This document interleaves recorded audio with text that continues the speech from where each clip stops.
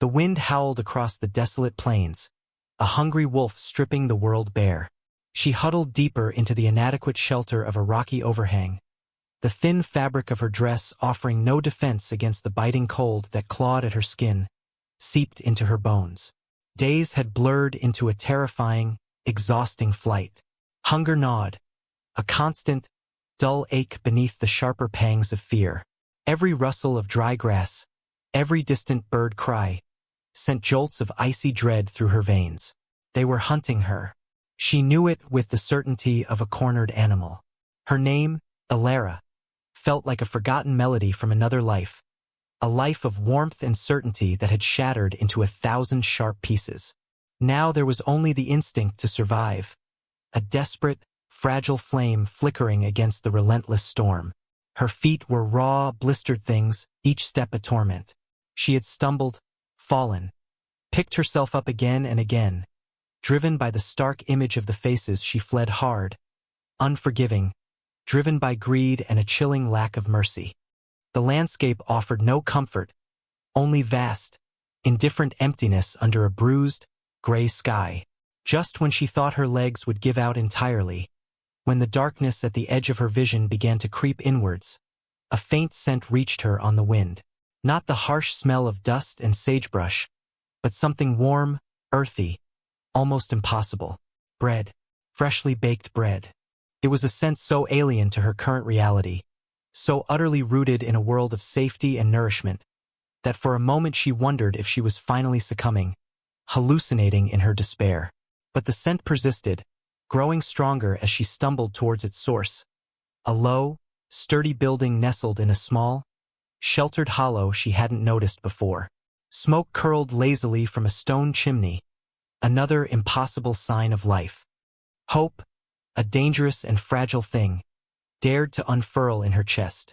As she drew closer, the building resolved into a structure of rough-hewn logs and stone, unassuming and solid. A single window glowed with a warm, inviting light. Fear warred with desperation. What if they were inside? What if this was a trap? But the scent of baking bread, that deep, comforting aroma, felt too real, too innocent to be part of the danger she fled.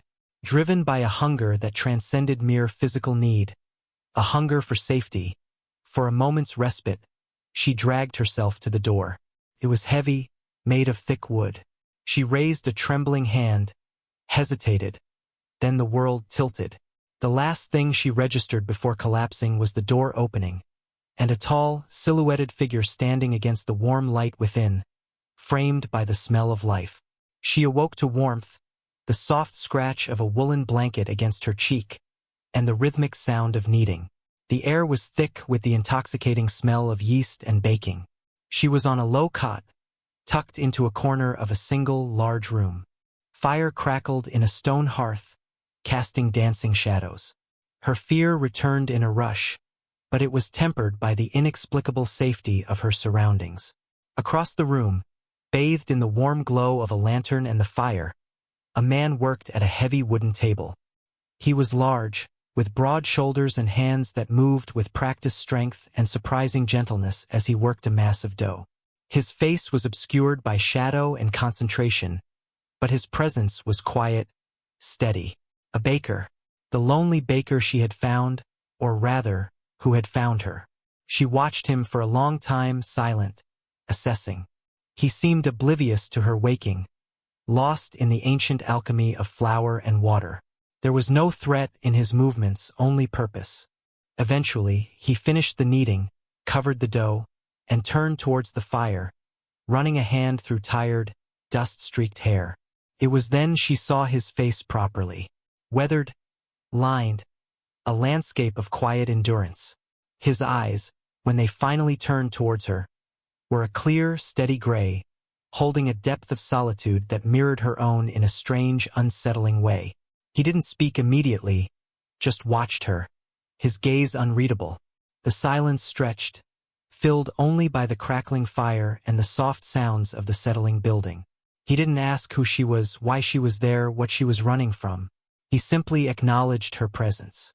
"You're awake," he said, his voice low and quiet, like stones rolling in a dry creek bed. It held no judgment, only simple fact. Relief, so potent it made her throat ache, washed over her. For this moment, in this quiet, warm room, she was safe. The baker turned back to his work, leaving her to the silence and the slow, careful process of beginning to breathe again. The air still held the faint trace of outside cold, but within these walls, the scent of bread promised something more than just survival. It promised nourishment, perhaps even a fragile form of belonging. He was a creature of habit, the baker. She learned his rhythm in the days that followed.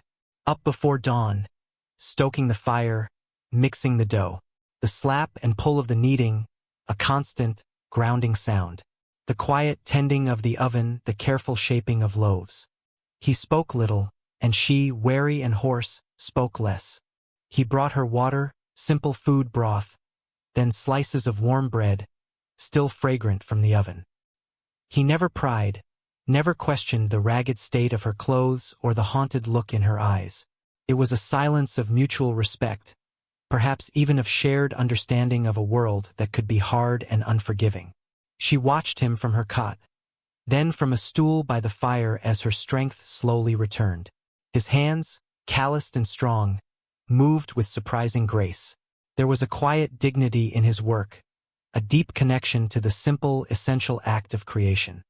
Hesitantly, she began to help. First, small tasks, handing him tools, wiping down surfaces. Then, under his silent guidance, she learned to shape small rolls, her own hands clumsy at first, then finding their own rhythm. The warmth of the dough beneath her palms was a comfort, a tangible link to something real and good in a world that had felt utterly broken. He watched her progress, a flicker of something unreadable in his gray eyes, but still, he did not speak of her past or his own. He was Silas. He had offered his name one quiet evening, watching the stars emerge in the vast sky visible through the small window. She had offered hers in return, Elara, the name feeling less like a ghost now, more like a whispered promise. The baker's life was one of solitude, punctuated only by the occasional traveler passing through the remote territory or a nearby rancher needing supplies. She had been unseen by them, kept back in the shadows of the small room. Silas seemed to expect nothing from her, asking only that she not speak of her presence if anyone came. This implicit trust, given without demand or explanation, chipped away at the hard shell of fear that had encased her heart. She began to notice the small things, the way he carefully swept stray flour, the quiet hum he sometimes made while working, the scar that ran along his jawline, hinting at a past as perhaps difficult as her own. He was not conventionally kind in his mannerisms, but his actions spoke volumes. The extra blanket placed over her at night, the way he ensured she ate first, the steady, unwavering presence that anchored her fragile reality. The world outside the bakery's thick walls remained a threat, a constant weight in the back of her mind. But within, a fragile peace was building, loaf by loaf, quiet moment by quiet moment. She was no longer just a girl fleeing danger. She was Elara, finding her footing in a small, safe corner of the world, learning to breathe freely under the silent watch of a man who asked for nothing but offered everything she needed. One afternoon, the fragile peace shattered. A rider appeared on the horizon, two more following shortly after. They were too purposeful, too focused, not travelers merely passing through. Elara saw them first, her blood running cold. She knew one of them immediately, the harsh lines of his face etched into her nightmares. The man who had pursued her relentlessly. She froze, the small bowl of flour she was holding slipping from her numb fingers to scatter across the floor. Silas looked up, his gaze following hers to the window.